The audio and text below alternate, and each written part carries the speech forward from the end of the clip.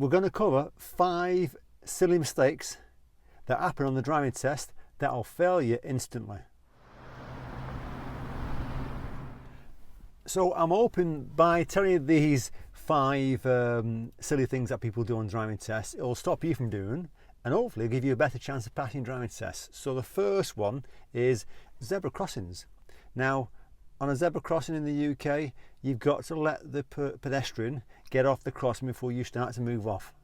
Because if you start to move forward, the examiner's probably going to put the foot on the brake, or if they let it go forward, they're probably going to give you a serious at that point. So let the pedestrian get off the crossing. I don't mean 1 foot, both feet off the crossing, okay?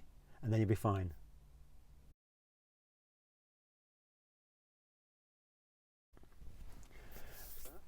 On the manoeuvres in the UK, they do involve reversing at some part of that manoeuvre, and one of the biggest faults people do is they don't look over the blind spots, the shoulders. They check their mirror and that's it, and they'll pick up faults. Now if you just reverse back completely and not checking your blind spots before you start reversing, not checking your blind spots at certain points, then you're going to get a series for observations, because you're not checking what's going on around you. You're checking what's happening in your mirrors, which doesn't cover everything. So before you move off backwards when you're reversing, check your mirrors, check your right and left blind spots, make sure it's safe, and at certain points recheck them to make sure it's not changed. Okay, so if you do that, you'll be fine.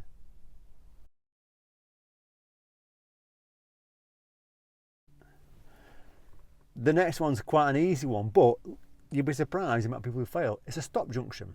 Now, a stop junction, you can identify, it's got a solid white line across it. It usually says stop painted on the ground, and they've got a red sign saying stop on the side on the left. So if you come to a stop junction, it's asking you to stop the car. Now, the biggest fault people do is they slow down, they check right and left, it looks clear, so they're going to go.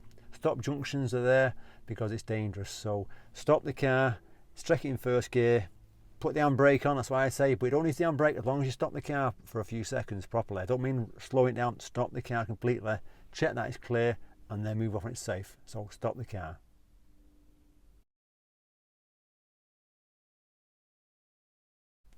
So meeting oncoming cars in these 2 scenarios that I'll give you a series. You're driving along the road, you've got parked cars ahead of you, and there's a car coming towards you on the right hand side of the road. You decide to chance it and thinking, I can make that one, I can speed up and just get past that parked car, get back in before that car gets here, and you misjudge it, and that oncoming car has to slow down and stop for you. It's serious straight away. You force the car to stop. If you're in doubt, don't go. That's the answer. Just slow down and let them go. Problem's out of the way. If you think of another situation where on this time you're on your side of the road and it's clear on your side of the road, there's parked cars on the right, and there's a car coming towards you on the right hand side, and they get air before you and they go round the parked cars onto your side of the road. Now if you don't slow down and let them go, and they've got to stop because you can't get through because you blocked the exit for them, then you're going to get a serious. All you've got to do is anticipate the problem. Yeah, sure, right away, but they're in your way, so you slow down and let them get out of your way. If you do that, you'll be fine. If you force them to stop, you fail your test again.